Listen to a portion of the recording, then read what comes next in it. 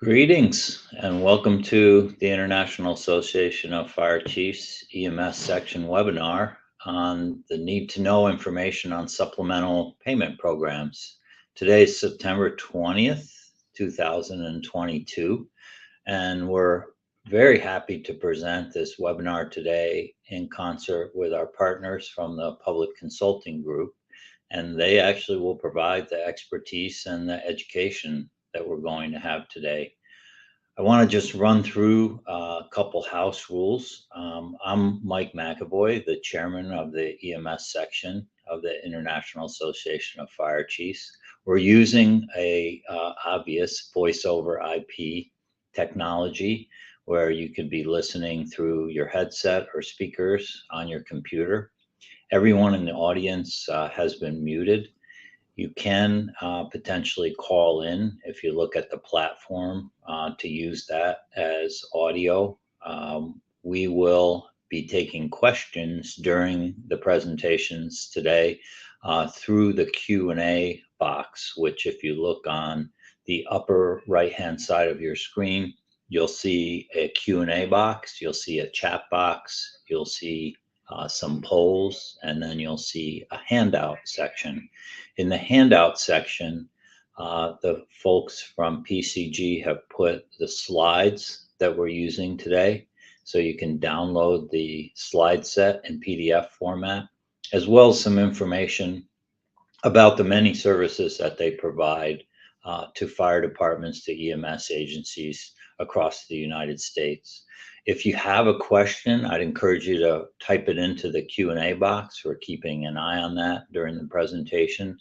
And then if you're having technical issues on the chat box, you can make a note that you're having some technical issues, and we'll try to troubleshoot that with you so that we can make sure that you hear the whole presentation today.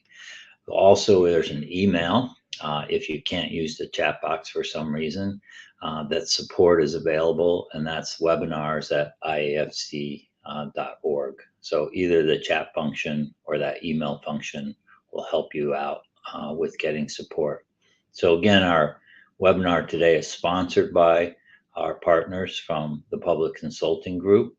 And I want to do a quick intro of our two presenters that are going to be delivering the content today. Alyssa Narode is an associate manager with the Public Safety Consulting Group, and Luke DeFury is a senior consultant. And I guess without further ado, I'm going to turn it over to the two of them to give us an overview of the agenda and then get going with the presentation. So welcome to both of you, and welcome to our audience who took the time to join us today. Thanks, Chief. I appreciate it. Like Chief said, my name is Luke DeFury. I'm a senior consultant at PCG, and I'll be kicking things off, and Alyssa will be chiming in a little bit later. But just an overview of what we'll talk about today. So initially, we're going to go through kind of just a little bit about PCG, who we are, and how we assist the fire and EMS industry, Medicaid supplemental payment programs and the status of those programs, audits related to Medicaid supplemental payment programs, programmatic expansion, so whether that be via Medicaid expansion, transition from Medicaid fee-for-service to Medicaid MCO, and you know other relevant items, and then we'll wait till the end for questions. So if you do have questions, feel free. Like Chief had said, you can either put them in the chat, or if you want to just write them down and hold off to the end, you're more than welcome to do so. So a little bit about PCG. So we've been helping public providers with Medicaid, Medicare cost reporting, financial optimization for over 30 years. So we were founded in 1986, and we work throughout the country. Again, not just with EMS providers, even though that's what we'll predominantly, EMS and fire departments is predominantly we're going to focus on today, but we work all over the gamut as far as providers go, focusing on increasing reimbursement for Medicaid and Medicare.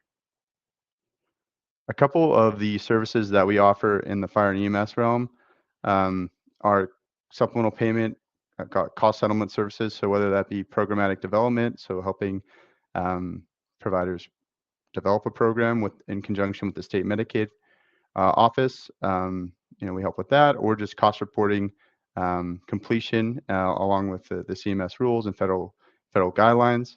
We also do Medicare ground ambulance collection, completion, and guidance on that front. I know everyone who provides Medicare transports, if you haven't been selected, you're going to be selected for that.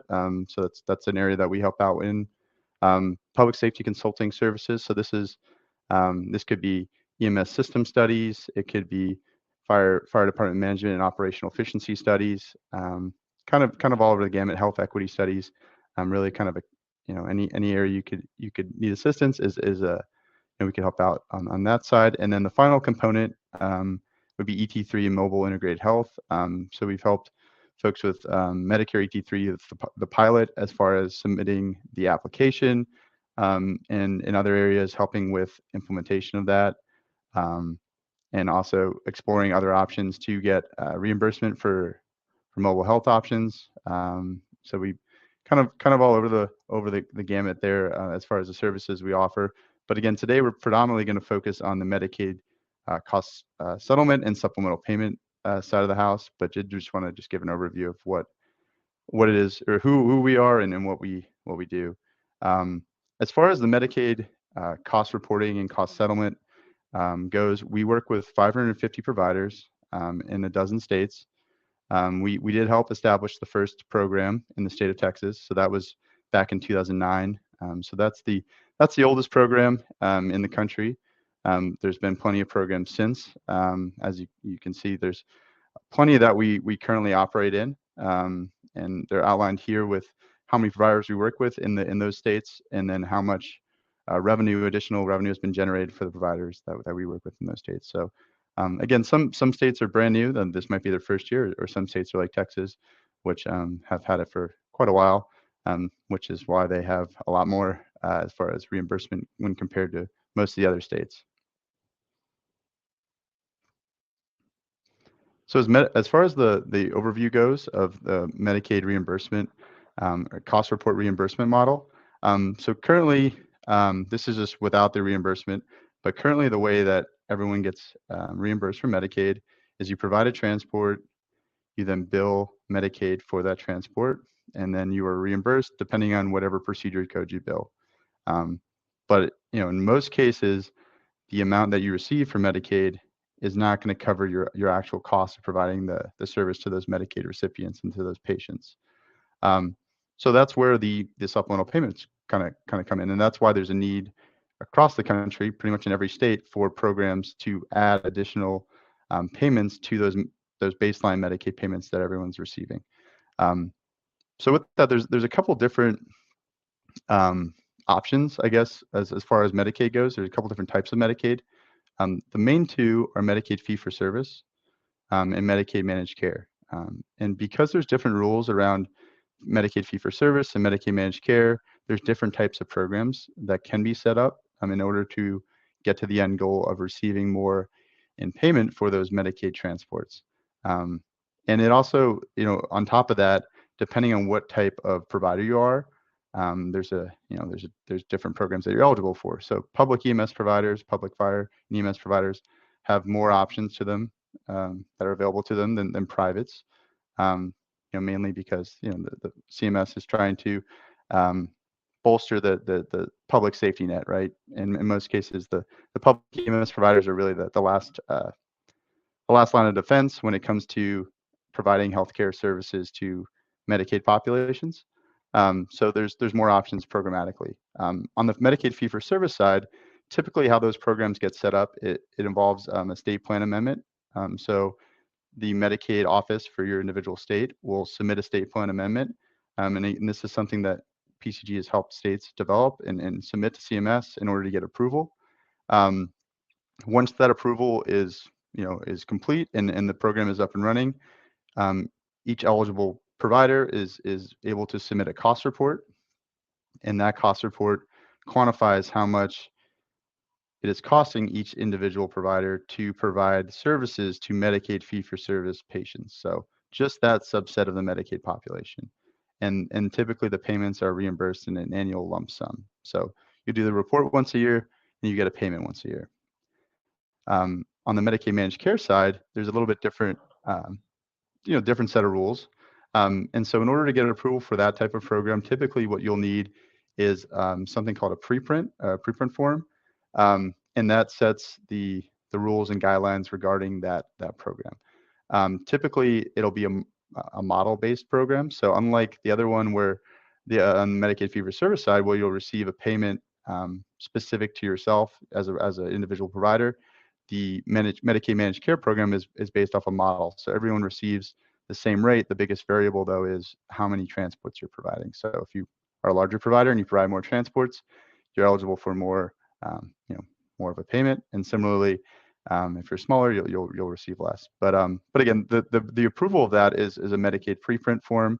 Again, something that we PCG have helped states get through and get approved at the CMS level. The other big component that is a little bit different than the fee-for-service program is most fee-for-service programs are funded through something called a certified public expenditure. So essentially, that is when you sign the cost report, you're certifying that you did indeed spend the money to provide services to these Medicaid recipients, and then the federal government, takes that as your portion of the cost. Under managed care, Medicaid managed care programs, you need to do something called an intergovernmental transfer, and we'll talk about this later. But it involves transferring money to the state, and then the state uses that to draw down federal funding. So instead of using that cost report as the state portion, as pre-spent costs, you need to front the money on the Medicaid managed care side. You ultimately get it back, but it is a little bit different of a mechanism. And then the other option, which is eligible, typically for both public and private providers, is something called a provider assessment. It is the only program that private providers are eligible for, and it also involves the approval of a state plan amendment. And typically, the way that they fund the state share, so all of these involve a state portion, whether it's via the CPE cost report model, IGT, or in this case, it's a provider tax. So they'll tax the providers within the state to get that state share. That state share then is used to draw down the federal funding, and that federal funding is then distributed to all eligible providers or all providers that are participating in the program. Typically it's more advantageous for public EMS providers to participate in the fee-for-service and managed care models on the left of the screen than the provider assessment model. But on the private side, because it's the only program that they're eligible for, that a private provider would be eligible for, it's the most common one, right? It's the only one that they have available. So it's the only way they can take advantage of additional supplemental dollars for Medicaid transports. As far as choosing the right program, so like I mentioned, there's definitely a couple different options, and I talked a little bit about the differences between the two. But you can see there's a little bit there's some states that have some programs. Some states have two types of programs, and some might only have one. It really depends on the breakdown within the state. So it could be some states don't even have Medicaid managed care, right? They only have Medicaid fee for service. In that case, they're only going to have the Medicaid fee for service model. Most states have both Medicaid fee for service and Medicaid managed care. So it makes sense to potentially explore having two different, two programs running in conjunction with each other to get the benefit for both types of Medicaid. So you can see here there's the states on the right are where those types of programs, and then this is the fee for service at the top, in the middle of the managed care, provider assessment, and then all Medicaid. This is just an add-on rate based on an average commercial rate. That's probably the most rare, and we probably won't talk about that too much. We're definitely mainly going to focus on the top two. But again, depending on the individual demographics and the individual situation in the state, some programs might make more sense. And again, fee for service is probably the most common one because most states do have Medicaid fee for service, and it's typically quicker to implement than the Medicaid managed care type program. But as Medicaid managed care becomes more common and makes up more of the Medicaid population, even though it might take a little bit more effort, take a little bit more time to get a Medicaid managed care program, we're seeing that a lot of states are exploring it due to that shift.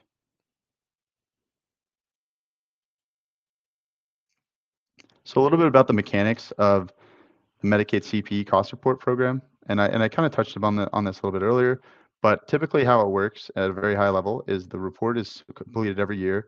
It involves quantifying, taking your costs and your expenditures throughout the year, um, and then how many transports you provided throughout the year to get to an amount that is related to Medicaid fee-for-service transports.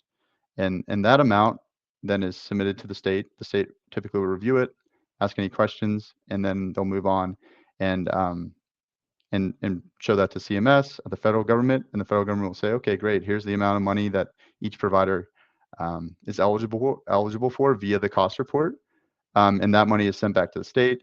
The state then distributes that to each individual provider. So everyone will get the amount listed on their cost report via one lump sum from the state. And again, the mechanism for that is that annual cost report that is initially approved by the state and by CMS, but then is submitted every year and reviewed by the state to draw down those federal dollars. So ultimately, even though it's administered by the state, the program, the dollars that you are eligible for and the dollars you receive are federal dollars. So states that have existing programs, so you can see this map here. So the ones in blue are the ones that have an active program. So and those programs are all a little bit different. For the most part, they are very similar, I would say, in most states, but there are states that do things a little bit differently. But the goal is the same, right? The goal is to get those additional dollars for Medicaid transports. So there's plenty of states, like you can see in blue, that actively have a program, and then the ones in red, for the same reason the ones in blue already have a program, are actively pursuing a program in order to get it approved and get access to those additional Medicaid supplemental payment dollars. But again, it's ultimately not Medicaid dollars, I guess. It's ultimately federal dollars. But either way, there's a need clearly throughout the country for those. So as far as programs in development, so there's different phases of where we're at, and these are states that we are involved in. But really the different phases would be initial discussions. So these are pretty early innings. I'm trying to get a group of providers that are interested, and then to go to the state and say, hey, you know, we have a large population within the state that's interested in this type of program. They're doing it in these other states. Can we explore that? And then helping those folks through the process, and then ultimately helping the state to get that approval. Under design, so this is a little bit past the initial getting a group together phase. This is more so conversations with the state, and making them aware that this is something that everyone's interested in and would like to pursue.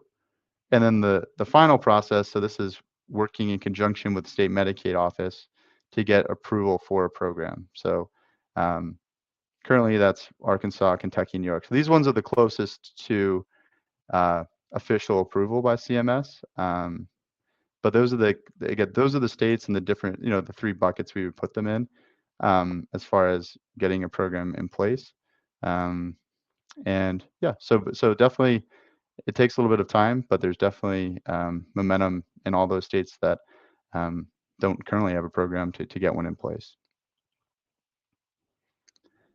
So little update from CMS. So I know most of you probably have seen the CMS bulletin that they put out regarding GMT, or Ground Emergency Medical Transport programs, for supplemental payments. So that's what they call it at the federal level. Every state kind of calls it a little bit of something a little bit different, but it's all the same program. So they sent out a bulletin providing guidance on fire-based EMS providers and what can be and cannot be included in allowable costs.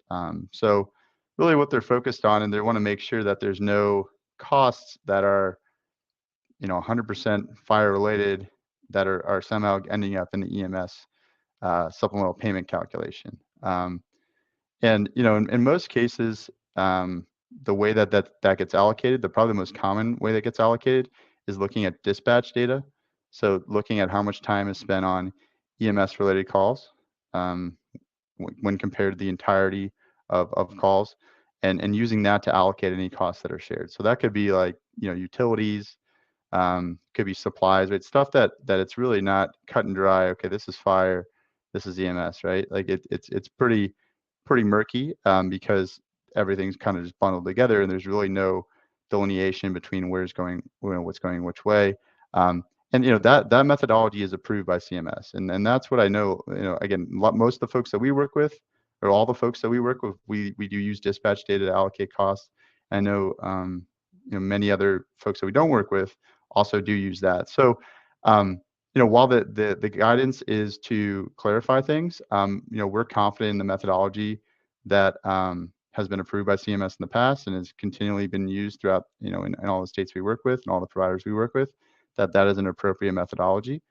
Um, they're again, they're just trying to clarify that if there are any 100% fire related costs, those should not fall into the bucket that gets allocated, right? Those should not be included in the calculation. But if there are costs like the ones I mentioned before that are shared or allocated costs, as we would like to call them, between EMS and fire, um, you know, they can be and should still be allocated using an approved CMS methodology, which again, the most common one of those being um, CAD, computer aided dispatch. And again, just to reiterate, we agree with the guidance, and we've been working with states that are getting approved, and also the states that we currently work with approved programs to again, just to clarify exactly what should be included and what shouldn't be. And we do feel very confident in the methodologies that are currently in place. And we'll just continue to reiterate um, what should be considered an allocated cost between fire and EMS, and what should be considered fire related or just a non-EMS related cost. So regarding audits, so we do have a poll question here.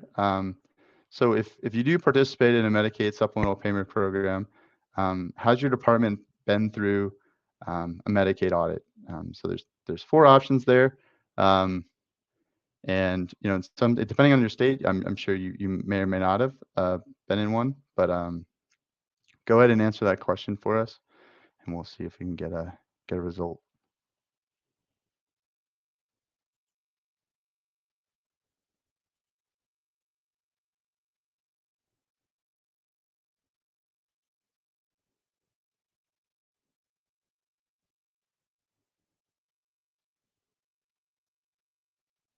Alrighty. Let's see. I think we're going to give it 15 seconds. All right. So it looks like about half the folks that I guess this is poll question 1. Sorry, looking at the other one. So have you been through a Medicaid audit? Looks like of the folks that do have a program, most have not, which I think is not too uncommon. Depending on the state, some states are a little bit more I guess rigorous in their reviews. Other states are pretty lenient and are relatively lax. So it kind of just depends on your state's approach and how they are again, approaching audits. Some might also have it in their rules that they need to do an audit after 3 years or something of that nature, right? So it kind of just depends on that front, whether or not it makes sense or that you would have been approached by a state auditor. In most cases, in all cases at this point, there wouldn't be any audits from like a federal audit or anything like that. It would typically be coming from the state and questions that they may have either from themselves, with their staff, or in some cases, like I'll talk about in a bit, they have hired an external third party to administer those audits and review the different reports in the program. But again, not totally. I'm not surprised that it's more no's than yeses. So as far as the typical timeline goes for these reports, so every year, again, these cost reports are due every year, right? So typically, most of the time, they're due in the fall at some time. The earliest that we see reports due are actually the end of September. So that's in Oklahoma and Illinois are the 2 earliest ones. So those are due September 30th. The rest of them, pretty much all of them are due November 30th. So while September 30th is the earliest, November 30th is definitely the most common due date. So typically the reporting process starts before then, a couple months, gathering the expenditures, waiting for books to close, whatever it is. Once those reports are submitted, there's a desk review, which is kind of like a mini review, mini audit from the states, not anything in too detail. Um, and that'll happen once the reports are submitted. In most states, again, there's some states that do not do desk reviews, but in most states you will get a desk review. And then once they're comfortable with the information that they have, being the state, they'll submit the claim and then distribute the payments in the spring. Where audits can come into play is typically those come after the desk review, after the payment. They could come a couple years in the future. So I know, like for instance, in Florida, um, they're reviewing cost reports from fiscal year 2016. So they cover the time frame of those reports are from 2015 to 2016. So in a lot of cases, it can take that long for them to get down to the reports. They do have the ability to review them. Again, every state's a little bit different, but typically it's around 7 years from the submittal of the report for them to review that data. Um, and so they can come back and ask more detailed questions. Most cases we have the initial data, we'll have the expenditures, or have the billing data, the CAD data to support what was submitted and answer any audit questions. But if you're doing the report on your own, or if you're not sure if you have the data from that time frame, I would highly recommend just keeping it on hand, just as a just in case kind of thing. And if the state, or again, maybe it could even be the federal government, which we haven't seen, but it could be, people coming back and saying, hey, you submitted this report 7 years ago. We have questions on this one line item. Can you give us the detail that supports this roll up expense line? So it is something that I would definitely recommend, just saving away, filing away, just in case. But then after 7 years, you're good, right? There's nothing to worry about. So like I was mentioning, who performs the audit? So it could be the federal government, which again, we haven't seen yet in the EMS world. It's pretty common in most of the other types of supplemental payment programs. The more common scenarios are going to be the state Medicaid agency or a third-party auditor. So probably the most common third-party auditor you'll see is Myers and Stauffer. So they operate in a couple different states. And they'll either they'll help with a couple things. Sometimes they help with administering the program, or sometimes they're just the auditor, right? They'll just review the cost reports and they'll follow up with any questions that they may have. But so the middle and then the one on the right are the two common ones that we'll see as far as audits go. But a federal level audit has not happened yet. It's probably inevitably going to happen at some point, but it just hasn't happened yet in the EMS world. So a couple do's and don'ts, right? Okay, on top of just maintaining your data, some things that we recommend doing is developing a working file. So, in the cost reports, there's only a certain amount of expense lines that you can enter in data. And it's not going to align exactly to what you have internally, right, for your expenditures files. So what you want to do is you want to have a working file, whether that's an Excel or maybe you have some other tool that you use to aggregate those costs.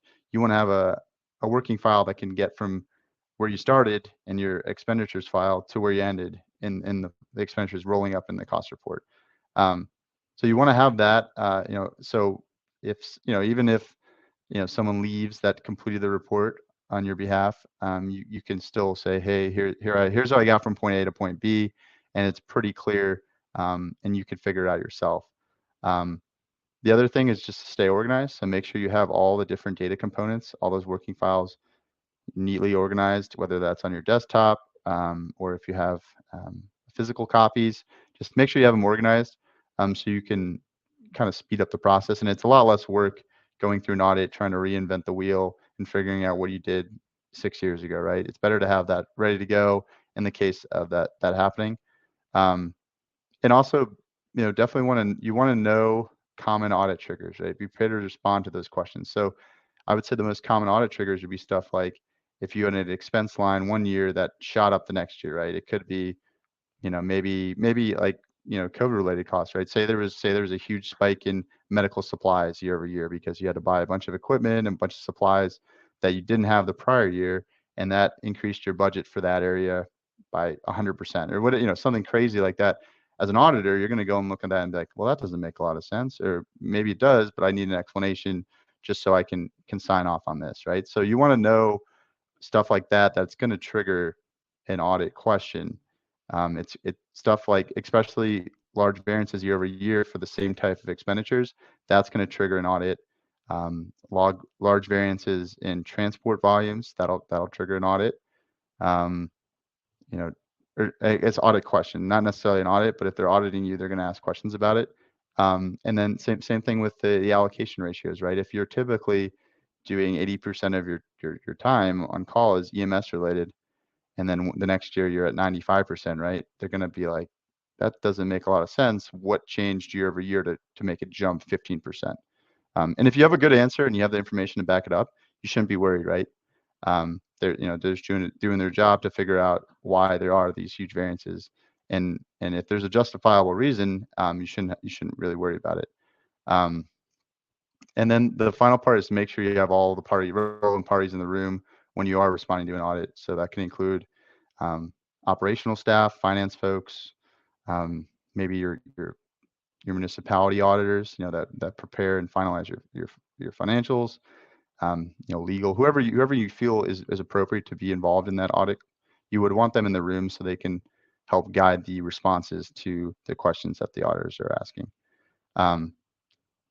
And so as far as don'ts, if you don't understand what the auditor is requesting, definitely ask questions. The scope of the audit, like, I guess definitely ask questions, but within reason. I guess is guess what I would say.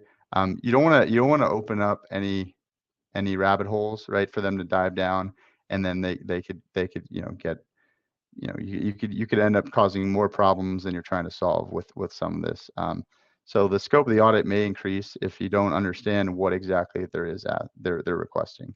And you might provide the wrong data, and that might spark another question in a completely different, unrelated area, that you didn't, you're trying to solve the one initial question, but it ends up creating 5 other questions. So make sure you know exactly what they're asking for and only provide what they're asking for. Do not provide more than that, because again, it could lead to other issues.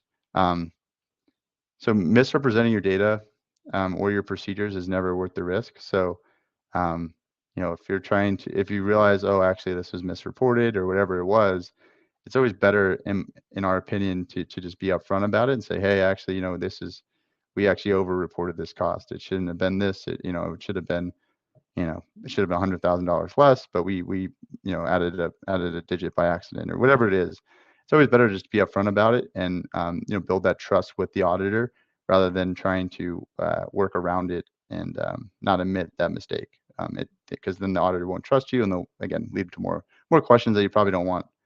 The other thing is definitely maintain communication. So you don't just ignore an audit request, because they're not going to just disappear if you ignore them. Definitely, the more responsive you are and the more timely you are with your responses, meeting the deadlines, the better. I mean, if you need an extension on a deadline for a certain component, it can't hurt to ask them and say, hey, actually, this piece is taking a little bit longer. Can we get an extra couple days to sort it out? And from my experience, they're more than welcome to accommodate that, because they'd rather have you get the right information to them than the wrong information, because they're just gonna have to come back to you again anyway.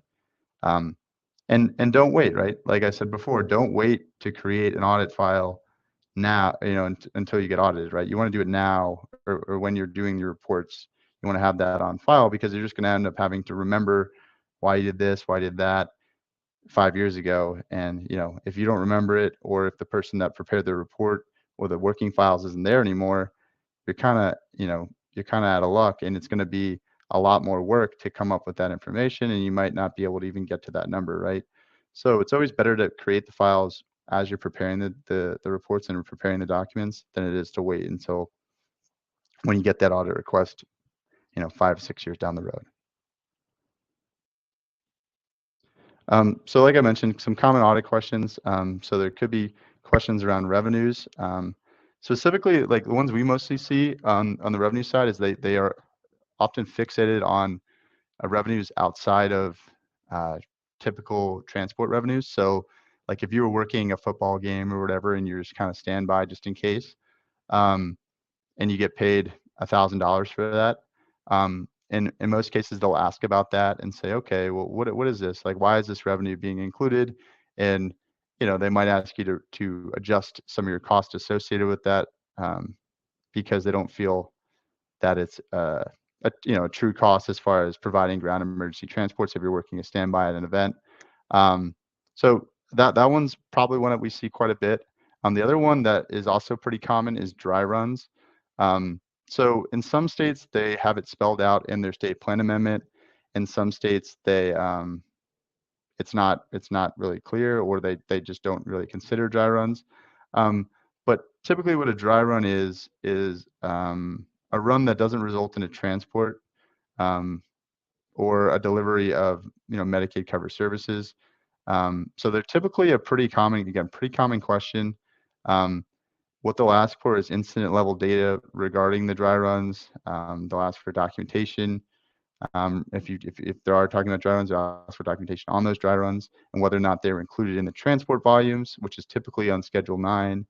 Um, they also typically will ask you to estimate your costs associated with dry runs. So some states have a approved template or methodology. Some states don't. Again, some states don't even consider dry runs as relevant to the cost report. So it really kind of depends on your state and how they interpret dry runs and want them implemented in the cost report. So it's really kind of variable, but and I would say most states they do ask about dry runs, and then they also ask about any revenues. So um, in some states you are eligible to receive payment for like treatment on scene without a transport. I know that was more common, again, especially the telehealth type stuff during COVID.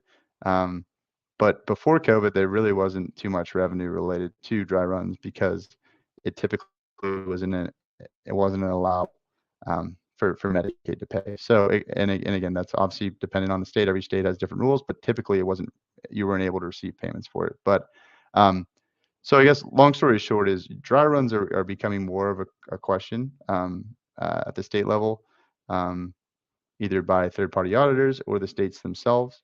Um, but it's not really anything. I really wouldn't say it's anything too much to worry about.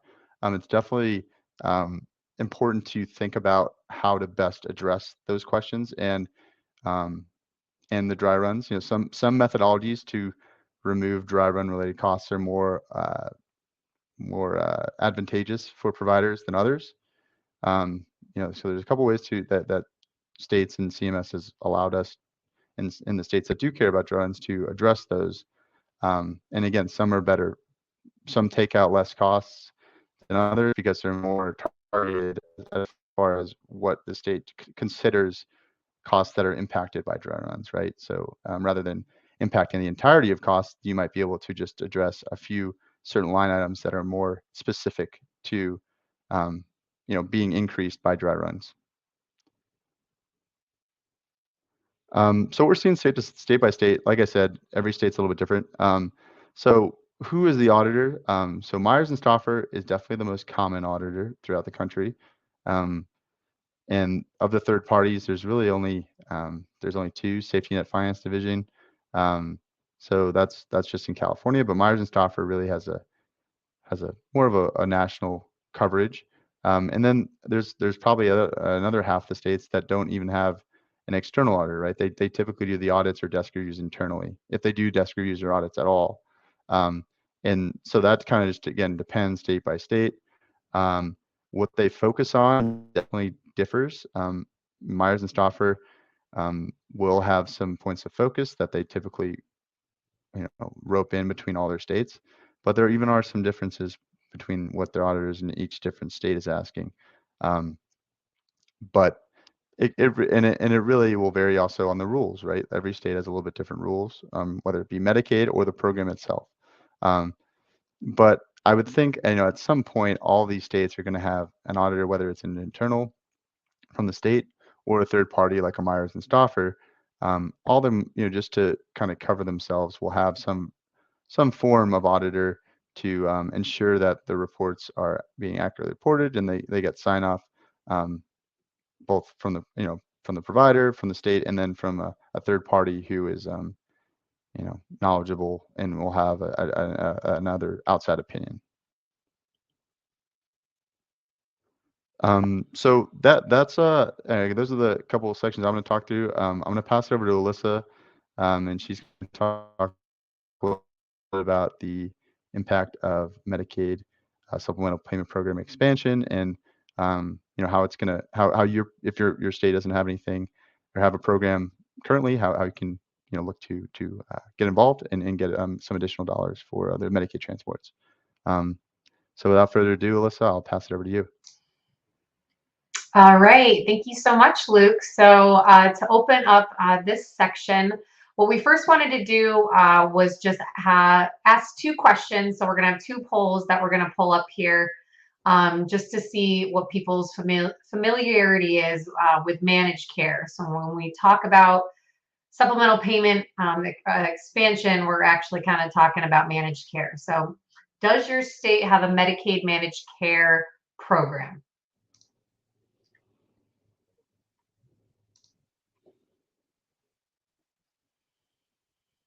And we'll give that one some time.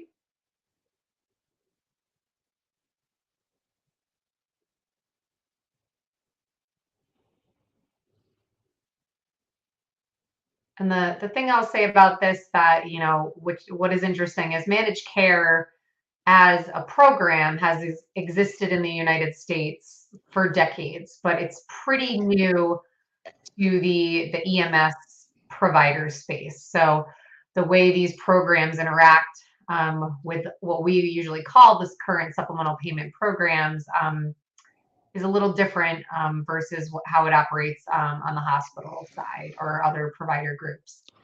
The other question that we want to ask here, poll question number 3, is does your state participate in IGT payment programs? So this doesn't have to be specific to EMS or an EMS supplemental payment program, but if you're aware of if your state participates in IGT payment processes, so whether it's through hospitals or another provider class, that's what we're looking for here.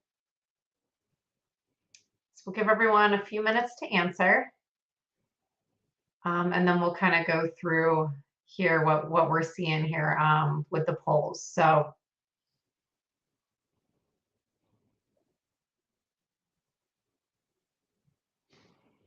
all right, awesome. So what we're seeing is, we had a couple, actually, half of the people that answered the poll said that their state has a Medicaid managed care program, which is pretty common. There's not too many states at this point that don't have some type of managed care Medicaid being provided to Medicaid recipients.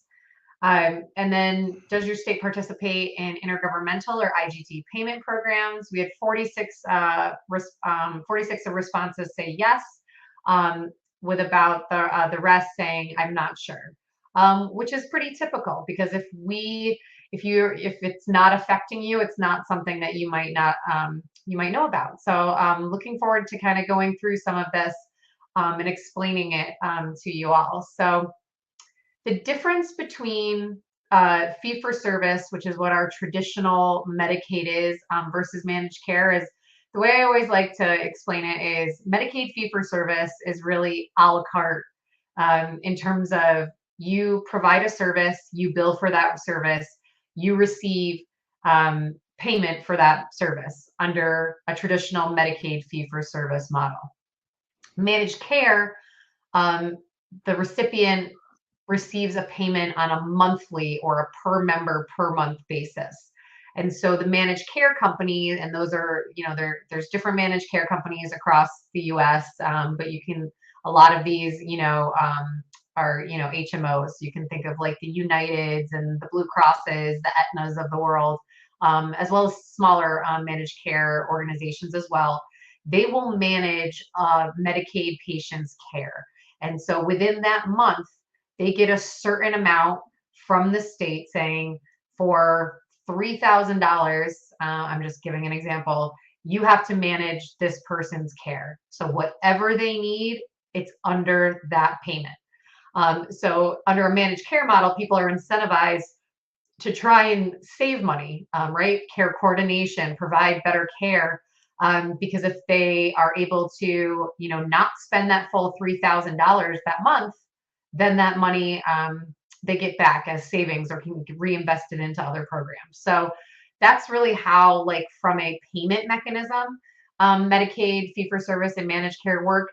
But on the supplemental payment side, there's really like two pretty distinct differences. So typically, what we see, and in most states, I would say, they are doing a cost report for supplemental payment programs, and they're signing that cost report. And from there, the state's able to claim the additional federal dollars, as Luke walked through.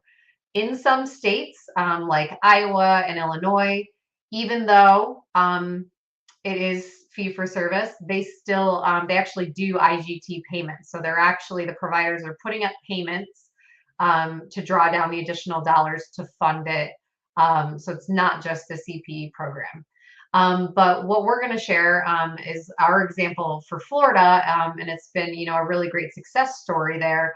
Is we were able to, work with the Florida Fire Chiefs and in conjunction with ACA to develop a supplemental payment program specific to the EMS providers. So the process is a little bit different. It requires annual approval by CMS, and you have to create a model, which Luke and I have worked with ACA on over the last 4 years. But what you have to do is you have to tie those transports to utilization. So once we come up with the modeling, the state reviews it. They have their actuaries review it, make sure it's actuarial sound.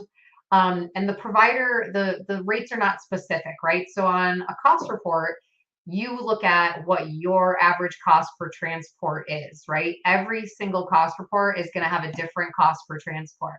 On the managed care side, the payments are not provider specific. So we come up with an average cost per transport based on everyone that's participating in the program to develop that average supplemental payment that they'll receive.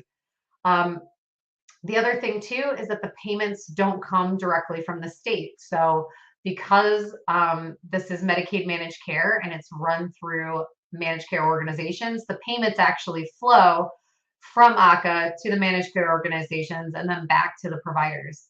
But the biggest, difference, I would say, if you are looking traditionally at managed care supplemental payment program, is that everything is funded through an IGT, which means, and I think we'll get into further detail here as well, that this providers are putting up a portion of that payment to then, they transfer it to the state, and then the state will make that claim. So there is a transfer of funds, and you do get that money back, but that's how an IGT transfer works. So this is a model just to kind of reiterate what I was just going over here. But as you can see, the state share is always based on the utilization. So we look at the prior year transport so that we have a base to go off of. We submit the model, the actuaries look at the model, make sure everything looks good.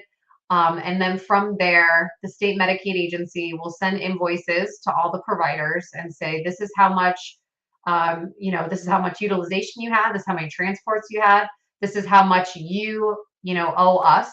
Once they collect all of the payments from the providers, similar to the CPE side, they will submit that claim, that payment to CMS to draw down the federal dollars.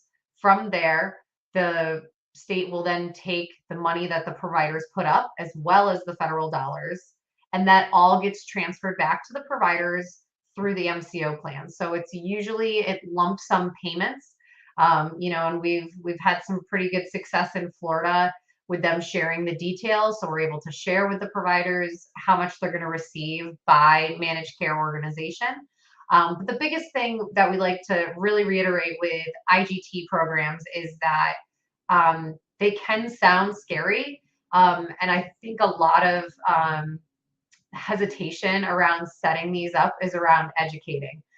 So it's really important, we like to get in front of our providers, in front of their boards, and explain how the IGT program works. And once they have an understanding and understand that they're going to get the money back that they put up as well as more money, they've all kind of bought into it, and it's really worked out well. So this is just another diagram showing how the process works. So I don't want to spend too much time on it. But again, the providers do share, provide that state share of the IGT to draw down the federal dollars.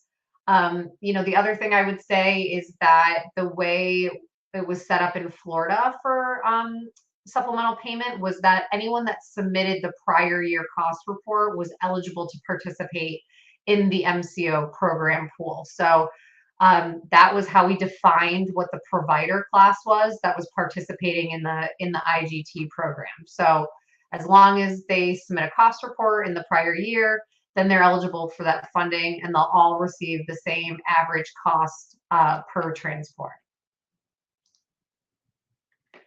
So the biggest thing, and this is pretty standard with a lot of supplemental payment programs on the managed care side, or even if it's not managed care, but like similar to, states like Illinois and Iowa, where they're funding both fee-for-service and managed care, is that there's a couple things that need to happen. Probably the biggest is you're signing a letter of agreement with the state, so that you are able to invoice. They can invoice you and you can submit that payment. The other thing a lot of times, and it's not required, I think, across all states, but it is in Florida, is that a lot of times you have to contract. And when I say contract, I don't want to say like it's not negotiating rates, but you need to sign an agreement with the MCOs that says, yes, when this payment comes through, like we can receive it from you. We are eligible to receive that payment. The other biggest things too, I would say, is that, you have to make sure that, when the invoice comes, you're paying it in a timely manner. We have seen sometimes in Florida where the payments don't come in as quickly as we anticipate. So it's always really, making sure we have constant communication in terms of, making sure the process goes as smoothly as possible. The other thing too that can be set up is how often the IGT, invoices and payments occur. Like in Illinois, it was, we, anticipated to be quarterly. The last one was 6 months. In Iowa, I believe it's monthly. Florida has now taken the approach of really being annually, when I think we wanted it to be biannually. So, payments were coming more than once a year. But it's really at the discretion of the state Medicaid agency on how they want to set those programs up. The other thing I'll just point out too, similar to the Medicaid fee-for-service cost reports, is when you draw down those federal dollars, it's based on the federal match for that state. So, if it was New York, it's always a 50-50 match on the federal funds. In other states, it can differ. So the one thing we wanted to highlight here was just the success that we've seen in Florida. So, and the biggest thing I'll point out here too in Florida too is that we have to go through an annual appropriation process with the budget on the managed care side.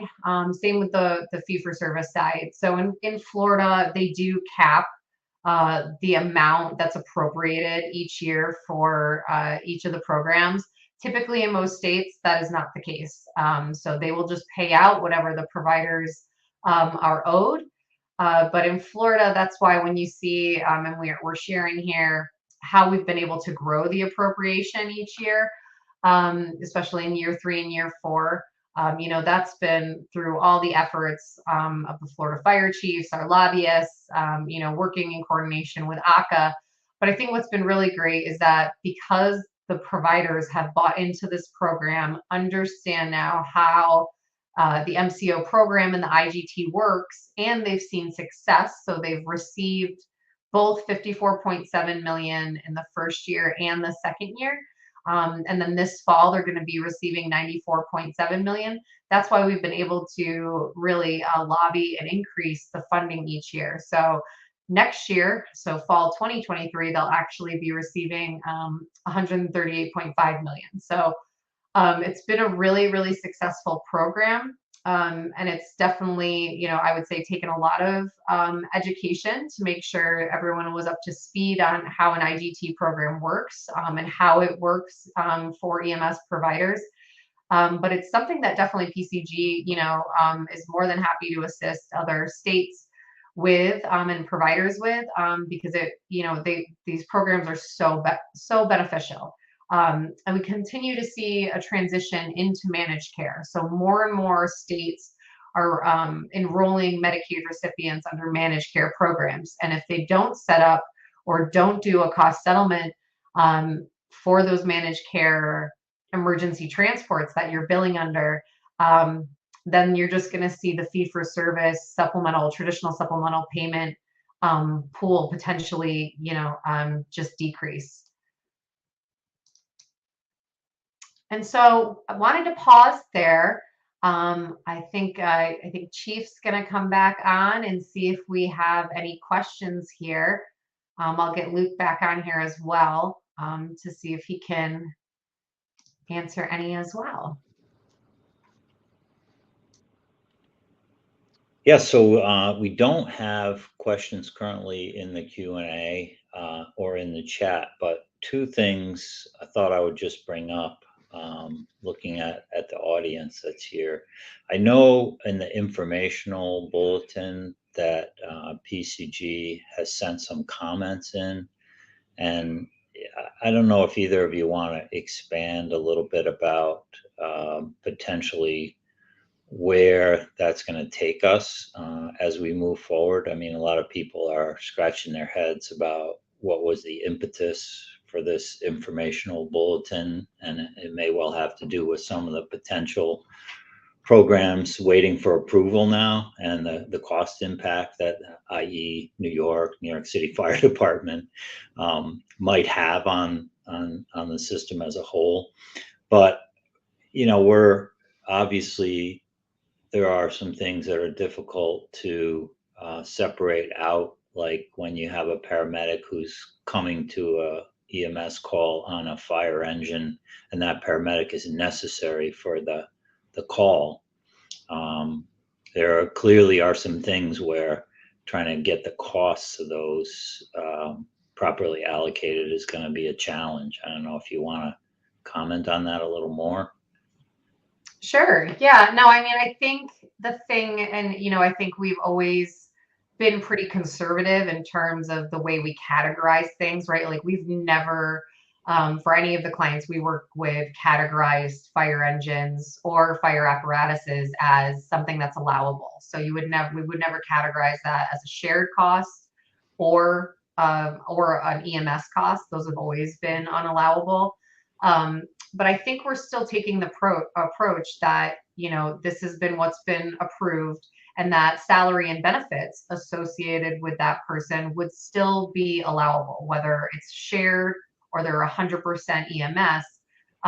There's still ways to, appropriately and accurately allocate those costs, and making sure that we're still, per the guidance that came out, making sure that, things that are not allowable or, we would question, we either exclude or, categorize as non-MTS. But yeah, I think, there has been some holdups. There's, 3 state plans, that have been, waiting for a while now in states that we're still waiting to see, final CMS approval on.